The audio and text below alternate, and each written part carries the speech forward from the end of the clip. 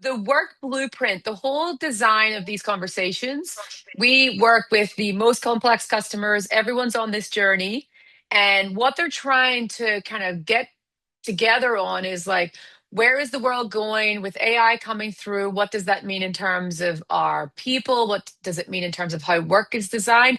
And essentially, we're all in this space trying to find this new blueprint for how we will kind of organize our organizations, organize what work looks like from our people perspective.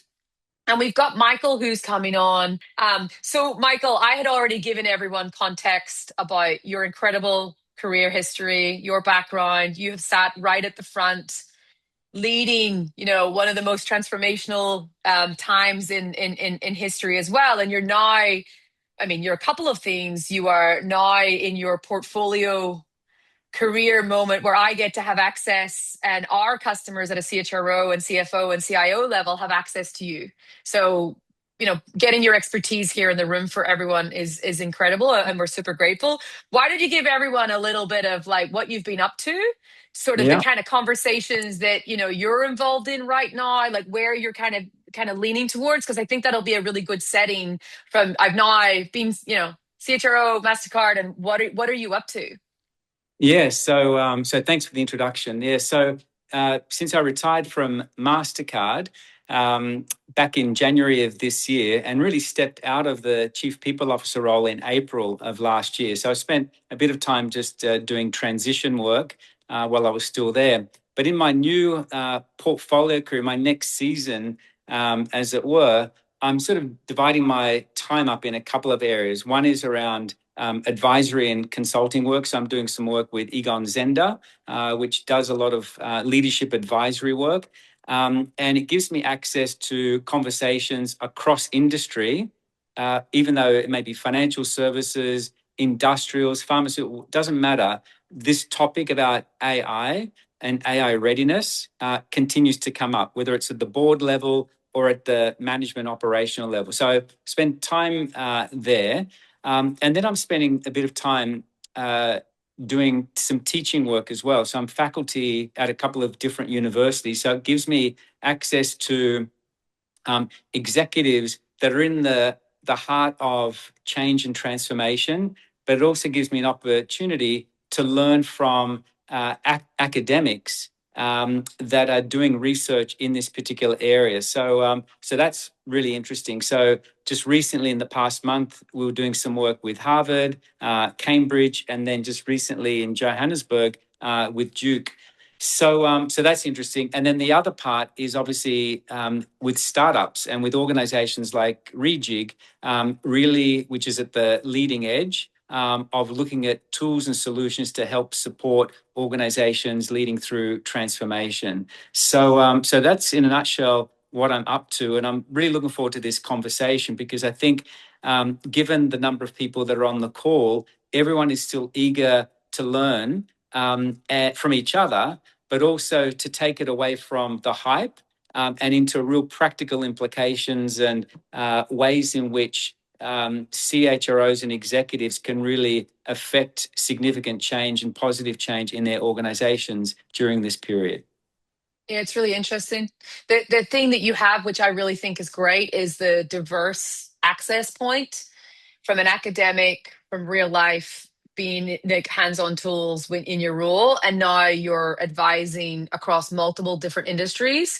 What do you think, like from your perspective, like when you think about work and this new moment, like what do you think getting work right looks like in this era? Like, what does that kind of like look like when you're talking to these customers and the CHROs? Like, what is it? Because like it's kind of tricky right now, right, to It understand this. is.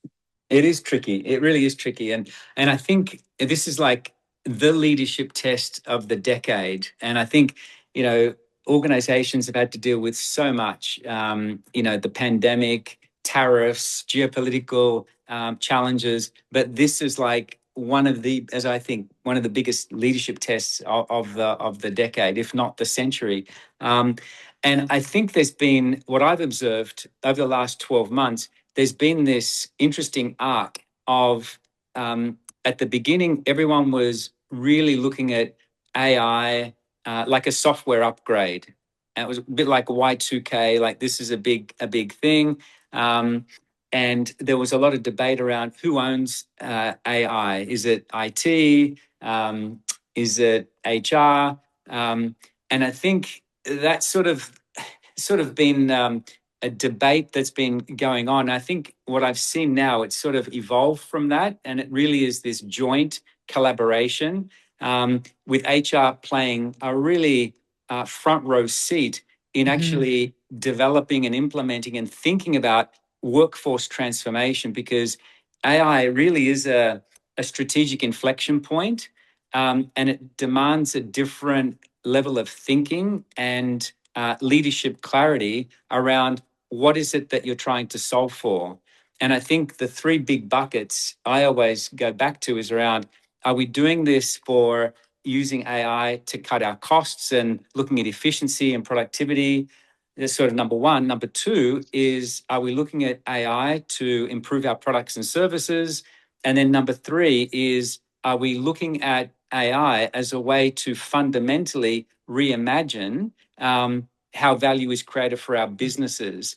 And I think all of those three things are equally important. And depending on where you are in your organizational journey, you need to think about, are we doing this to play defense, or is there an aspect here about playing offense? And what do we lean into? And then what role do we need to play from an HR perspective to really help navigate those conversations at the board and at the executive team level? So I think that's sort of the big arc and shift that I've seen over the last 6 months in particular. Yeah, it's really interesting. When I started like Reejig and was really pushing, I had a very low, like the CHROs weren't really like I was pushing. Like I felt like I was pushing the rock up the hill a little bit, like 3.5 years ago. And the last probably 9, 12 months, I have seen this huge recognition that, oh my goodness, this is a HR problem. Because at the start, it was like very much so like a agent problem. So it sits with the Yeah, CIO, but everyone's now realized this is not a tool problem, guys. This is a work reinvention sits with the people team. Like the tool is just the tool. It's actually about the work and the reinvention and the redesign of the work. And this is where I think it's become really important. And the thing that I remember meeting you years ago, you said it was like a COVID moment where it was like the yeah. CIO, CFO, CHRO now collaborating in a way that we've never had to collaborate other than that COVID moment, which always stuck with me because it was like, that's so true. And I've started to see now this new team being formed within the CHRO's team, like work innovation, workforce innovation, whatever you want to call it, which is now driving like that they're now owning out that whole space. So I think like, I'm definitely seeing what you're saying play out like real time across our customer base. It is. And I think the, forums like this, but I think it's getting to that point where HR is really beginning to think about decision intelligence. That's what this is all about. It's like, it's not that, is this going to happen or not going to, it's going to happen. But we have to manage the tension between speed and quality. We need to think about trust and governance. We need to think about how do we take people along the journey. I mean, there's so many different aspects. And depending on where your organization is and what values you have, the role that HR plays is really helping to facilitate and have those active conversations to land at the right decisions. And I think that's like a really big aha moment for a lot of Mm-hmm. HR professionals that I've seen. And it's things like, Siobhan, we've spoken about this, and I think the work that you've been doing around just that basic question around how does work happen? Like, how will work happen in the future? And even, the exercise that I've done with some leadership teams of taking a job description of a financial planning and analysis role and looking at the tasks and doing this manual, which you do it automated and you use your tools. But even if you do it as an exercise, what tasks are AI only, what is human only, and what is hybrid? And even just thinking about that little exercise on one role, when you're doing that across multiple job families and multiple jobs themselves, that is a huge scale transformation and change that you need to be thinking about which processes stay, which processes disappear. How do we re-engineer, not just refine what we currently have, but reimagine what these agents could do? Where does human work start and stop? I mean, that there are big questions, and I am encouraged to see that more and more HR leaders and executives are actually taking that journey, that starting path, to basically put a stake in the ground and be able to think about all of these things of how the organization is going to, or what the organization will look like in the future, and in particular jobs. So I Yeah. think it's a big shift. And I think Erwin was saying right at the beginning, it's like the risk around AI too. Like most folks that are on this call probably work with regulated customers that have, whether you're sitting across healthcare, finance, pharmaceutical, insurances, like there's actually things that you can't automate and you shouldn't. So there's also like the practicalities of like designing the work and understanding it, but knowing where the risk sits and making sure that you can navigate through that. I think that's also like a thing that's becoming very important that we were all kind of jamming on in the chat, like when you were Yeah. connecting. And I think to your point though, I believe that like you're even seeing in market the CIO now starting to report into CHRO. So that's a new shift that's starting to happen. We see that across a couple of our customers. And I think it's regardless of the reporting line, I think the acknowledgement is there now that this is not an IT problem.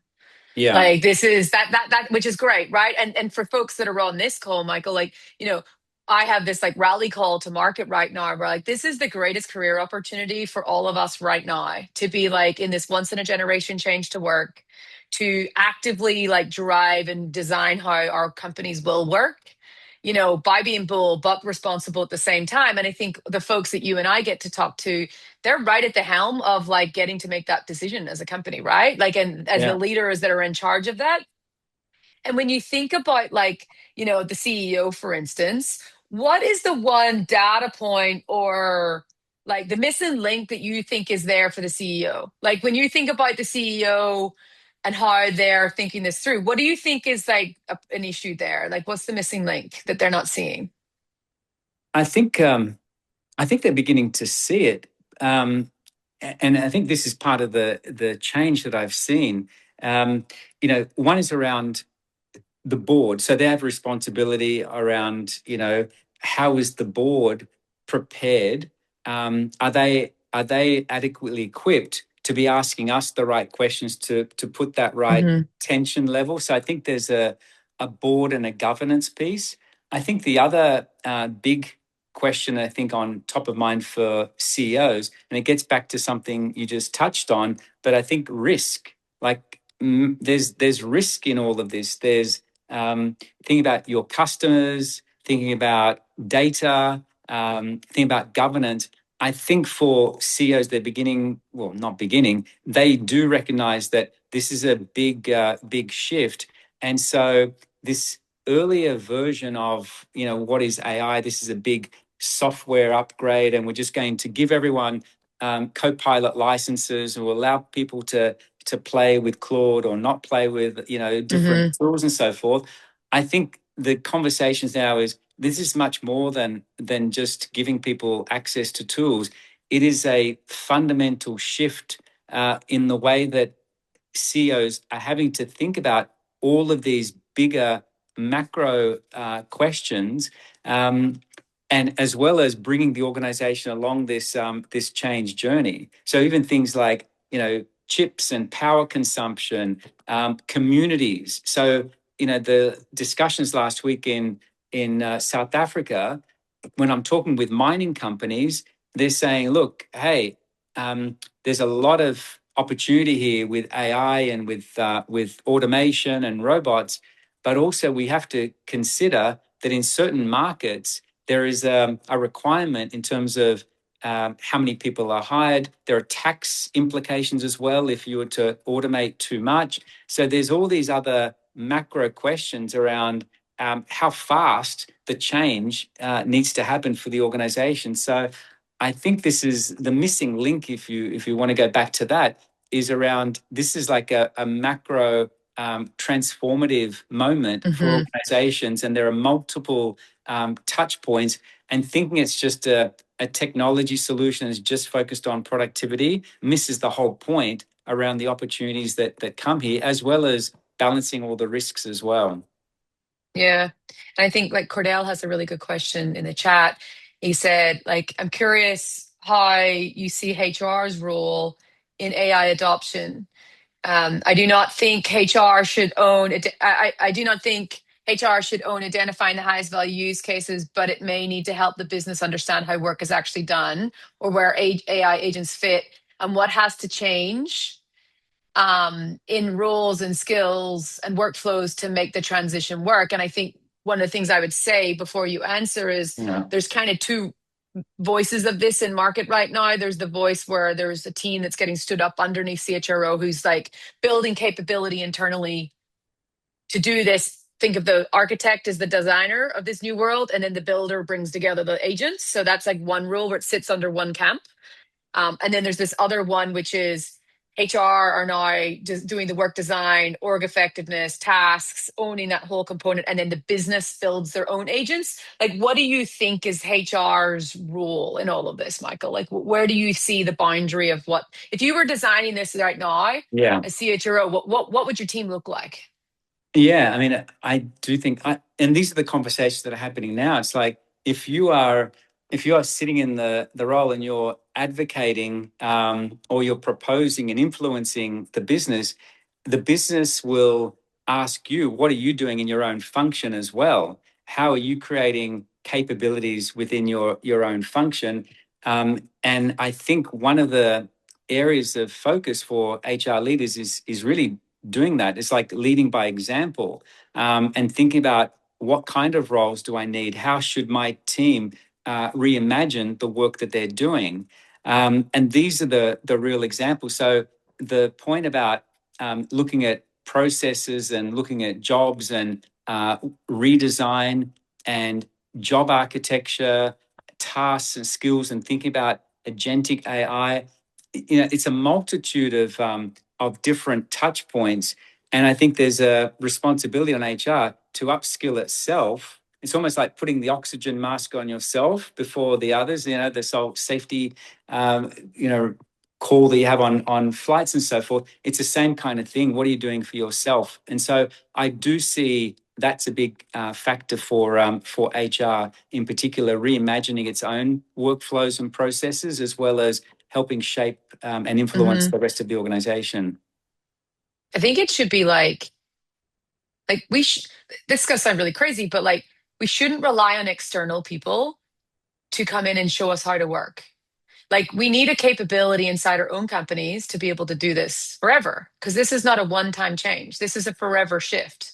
Like the iPhone's upgrading, you're going to keep upgrading work and it's going to keep changing. And like, so I think like wherever it sits, I got a pretty rigid view now that like we can't rely on externals. We have to build the capability inside our businesses. Like if I was CHRO and I wasn't doing this right now, I mean, how long will that CHRO be around for? Just being honest, like, because you can't keep relying on externals to do something. It's like any shift in like technology or advancements in anything, at the start you kind of figure it out, but then you become like, okay, this is a COE. Like we got to build this practice in and we got to learn how to do this and build it. So I do have a pretty spicy kind of take where if they're not doing it, I'm like, well, why would you expect an external to come in and do that for your company? You should know how to change work yourself. Like work is the most important thing that you do as a business. It's how you make money, right? It's not like a thing. It's like, it's the most important thing that makes a company actually successful is like, based on like what you do as a currency of work. So like, I really do think, and I think it's like, the people that like kind of navigate towards these conversations, like they're the best people because they're curious. They know it's never been designed before, but they're up for like that mindset, Michael, like the leadership mindset of like that agility and like learning agility and being able to be creative enough to like kind of like figure it out because no one solved this problem, right? This hasn't been solved yet. Anyone who's promoting that it's completely solved, that's not true. Like it's still early innings in the sense of an enterprise deploying AI right now. It is. And, the whole, if you think about the theory of any kind of new introduction of technology, there's that J curve, right? And so even the adoption of the internet, it took a number of years before people really embraced internet, right? And web browsers, and that shifted the way that advertising was perceived, and marketing dollars and all those kinds of things, and the way that we do our work. This is like the next big shift, right? Yep. And with any J curve, the role for HR is that how deep and how quickly you get your organization out of that J and into the optimization is like the period we're in now. That's sort of the change and transformation period. And so the more that we can do ourselves, yes, bring in insights and look at best practices and research and so forth. But at the end of the day, a lot of the responsibility is going to come back on us and internally how we make the change and the transformation occur.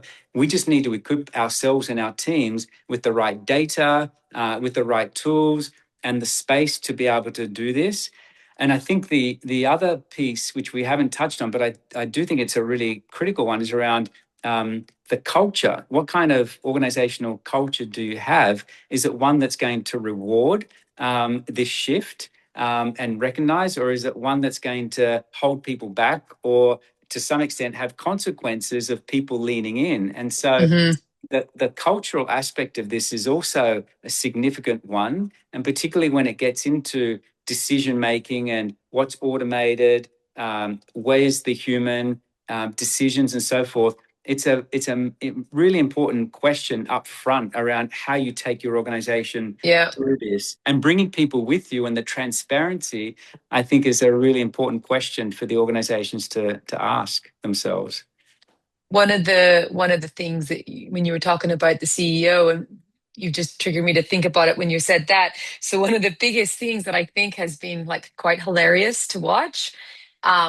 So you had all of the CEOs pushing these leadership boards where everyone gets like celebrated for their AI usage, and it was all competitiveness and push, push, push, push, push, push, push. And then you've now seen that costs shitloads of money. Yeah. So then they're like, hold on a second. Actually, we're not token maxing anymore. Actually, we got to be more disciplined in this. So I think there's this leadership like issue right now where employees are like, hold on a second. I thought we were token maxing. No, we're not token maxing. Like there's this confusion around like what is the company culture actually value? And I think like that's a cultural thing. It's like what does the leadership push? Like are we pushing AI for the sake of AI? Or are we pushing a more strategic surgical approach to how we adopt AI? Or is it leadership boards? But now they've gone from like, we got to build as fast as we can and it doesn't matter because we get on the leaderboard, to now we're not spending any money and everyone's got a hold. So there's this like, I don't know, like you ever watch kids play soccer and they like all run after the ball? Yeah. It's like this, like, or chickens, whatever you want to describe it. There's this thing happening right now in the industry where, and imagine being an employee sitting in that mess. You'd be kind of going, well, hold on a second, what is it? Like, I just literally was like, so, like, is that where you think the cultural part is important? Just like with that, like, live scenario that's playing out?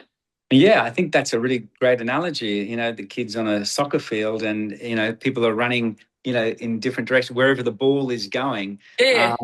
And I think the other big questions for organizations as they go through this, which links to the culture one, the conversations I've been having the last 6 months or so, the question that comes up the most is around, how do we develop and grow talent, and particularly as it relates to junior talent, like Yeah. the graduates or the interns and so forth. And a lot of organizations had very robust interns and graduate programs. And now if some of that analyst work can be done by agents, well, what do you do as an organization? Do you still double down and think about those roles and say, well, look, we're not going to hire those roles anymore? But what happens, 5 or 10 years down the track? Where's your pipeline as an organization? So these are really important questions for the organization. And rather than it becoming a one or the other, those roles become extinct, stepping back, pausing, and saying, what are we missing here? Yeah. And should we reimagine, the way that we develop junior talent? Do we do it in a different way? And I think this opportunity about imagination and reimagination, I think is a really important aspect that we need to create space for leaders and HR to really not just rush and run to where the ball is, but actually to think about strategically, where will the ball be in 5 more steps or 5 more Hmm. passes, and actually go there. So I think that those kinds of questions. I think the other one that we've touched on already is around the role of the leader, and what role does the leader play in all of this? Are they closed, or are they open, and are they creating the right environment with their teams as well for taking them on this journey? So I think that whole piece around collective wisdom, and you may not necessarily be the smartest person in the room, nor should you be, but how do you bring your team along? Like even the thing about work redesign, actually the best person to redesign the work is the person doing the job. Hmm. But do you do it in a way that's non-threatening? Yeah. So anyway, that's it. That's No, a and I think it's interesting. I was hanging out with I was in Seattle last week, and I was hanging out with this awesome chief talent officer, and her question was like, the business and everyone's saying that we don't need these entry level talent anymore because agents are going to do everything. And I was like, that's rubbish. Like, that's not true. One, it's going to cause exactly what you just said, the talent bench issue. But I also like flipped it a bit and was like, well, hold on a second. Why couldn't we look at it in a different way? Instead of us spending 3 to 5 years training up our entry level people. Imagine if we designed the role in a different way where they enter in and we wrap agents around them and suddenly they become experts in a lot more things faster, and they become highly valuable a lot quicker yeah, because they have this like broader bench of like agent expertise around them. Like, imagine how much more value they could bring to the company and then to your customer. So I think like there's a lot of doomy gloomy kind of like perspectives that are coming out from the agent companies right now, which does not help us in our yeah, jobs. But the reality is, like, if we look at like the opportunity, I've been started to take, early graduates that have never worked in a company before into my company. And like, even my company, it's like, it's not a Mastercard or these big companies. But the interesting thing is that I'm now testing and road testing, like, okay, what if I built a whole pile of wrapper to really enhance the ability of this individual because I've got known ways of working? How fast can they be productive? And it's incredible, Michael. yeah, It's like such a different like view that this would have taken me years to get someone to this like strength, and I'm able to like fast track that. So just something for folks to noodle on. Like, I'm trying to figure out like what the methodology and like how would you scale that and everything else. But it's just another perspective of like my kind of live lab testing right now. Like, does it actually work? But I think it's important because, especially folks coming out of university, and I think you've got kids that are at that university yeah, age, that they're quite worried right now about what will happen to them and what does career profession look like for them. There's a lot of like anxiety around that for folks, and a lot of us are parents of that age group. So I think that's where CHRO, chief talent officer, chief learning officer, that point is important, because it's not just protecting the company's capability, but it's the societal as a whole. Like, how do we operate in this new world, and what are our kids going to do, and like what does that mean, and how do we build that strength and bench in our company too? So I don't know if you yeah. think that my thinking's a little bit off, but like that's kind of where I'm trying to push customers to, is like this different perspective as well. Yeah, no. And look, part of the research coming out of some of these great universities, I mean, they're beginning to look at, is this the death of real ultra specialization? Because AI can fill a role in the future. And as we know, AI systems are good at some of the technical and repetitive knowledge work, but not necessarily good on some of the other aspects which require imagination and storytelling and so forth. And I think the talent that will win in the future are probably those that can combine the specialist skills or the domain Hmm. knowledge that they may have, maybe an engineer, but also this multidiscipline where they've also got other aspects or tools in their kit that they can bring. So maybe the foundation is engineering, but they bring in a marketing aspect, or they bring Yeah. in, some other capability, but they remain curious and adaptive to change, and that it can be transported across context. Because I think it leads to another big question around, our organizations were all built in a 100-year-old model, functional and siloed. And we see that in all our employee experience surveys around bureaucracy and so forth. This may be a moment to reimagine org Yeah. design, and deploying talent where there is a need, and where those skills match. And so things like your internal talent marketplace and so forth is like an example. But that kind of aspect around, you'll need some kind of framework. But I think there may be an opportunity to really think differently about deployment of talent and career development that can absorb this creative nature in organizations. So I think that's another shift that we're going Yeah. to see as well. And I think like you touched on like another hot button of mine, the job architecture. Like we've Yeah. sleepwalked our way into this like wiring of a company which is designed not for this era. And I think like that's one of the big points around like where we like focus is like it's not a job architecture, it's a work architecture, and it should be dynamic because of the changes. Like what's Yeah. your view? You've probably done many job architecture projects over your career. Mm. Like what's your view of like job architecture and now this new world? Like how do you see that whole thing playing out? I think that's the moment that we're in. I think there is still a tendency to hold on to what we know and what we've been taught, which is the more conventional approach to job architecture, to something which is a little more fluid.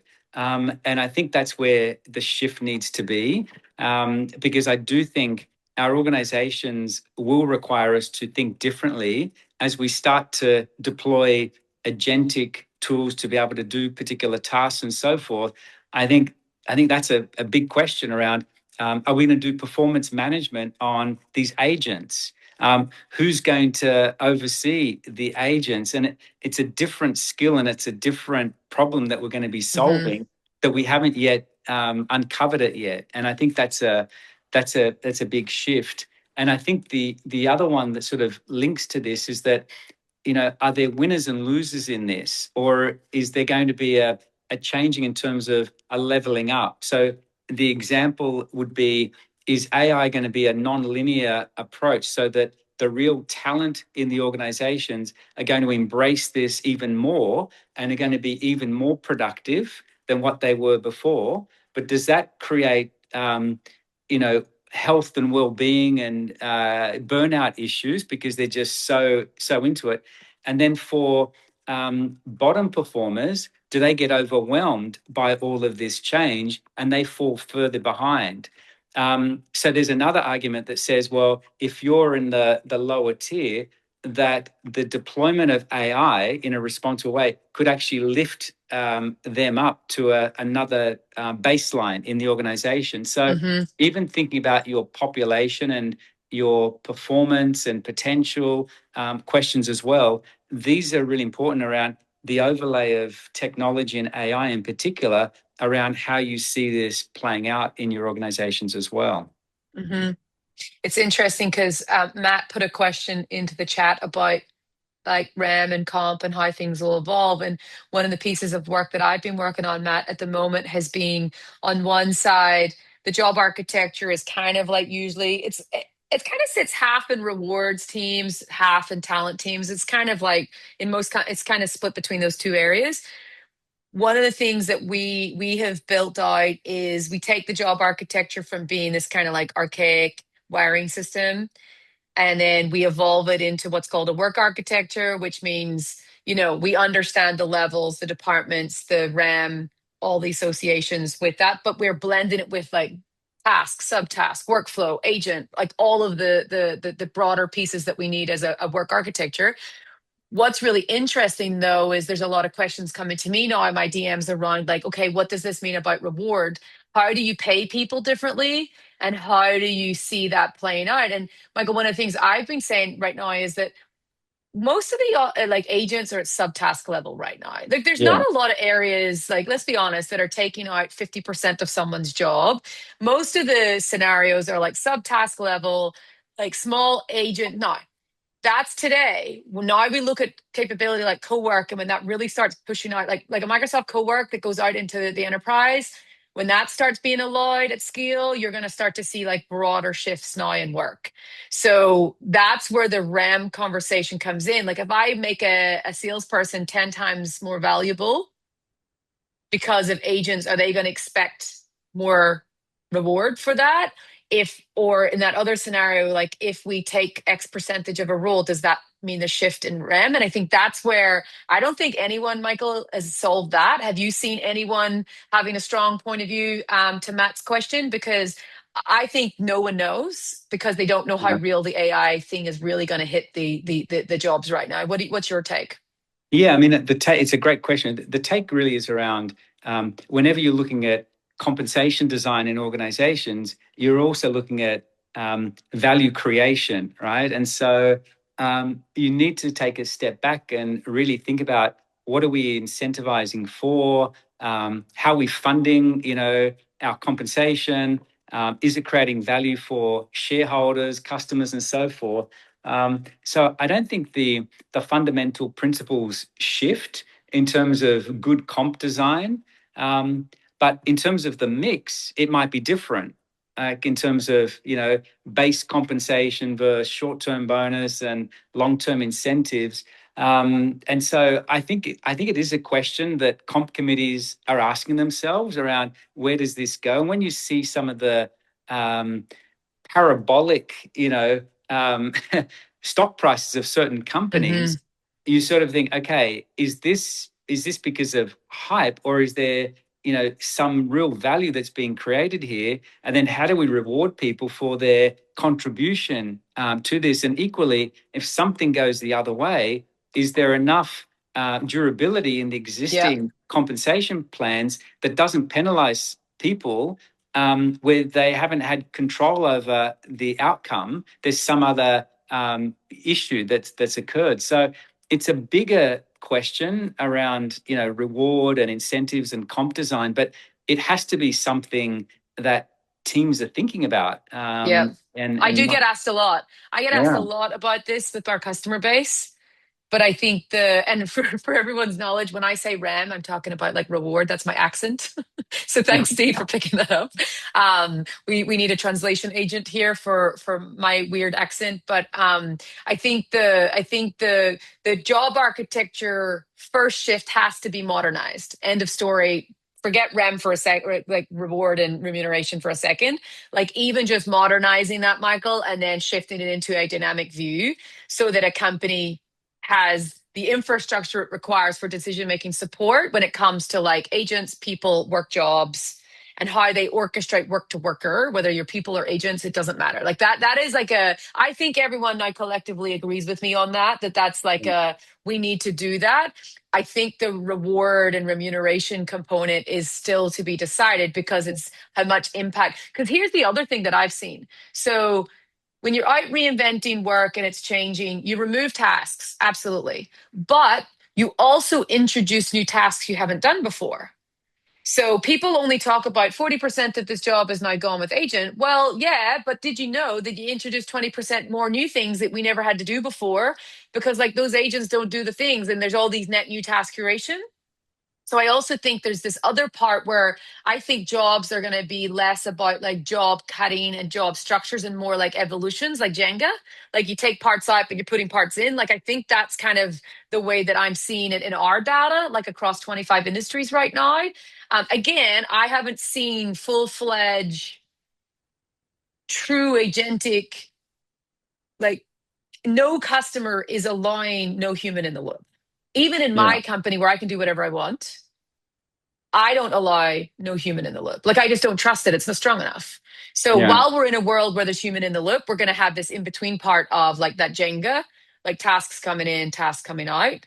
But I do think when we start to think about the reward, it will be when you start to see big chunks of change. rapid change across multiple, areas, like that's where you'll start to see, Michael, probably a little bit of a crisis moment where folks are going to go, Yeah. hold on a second, what do we do?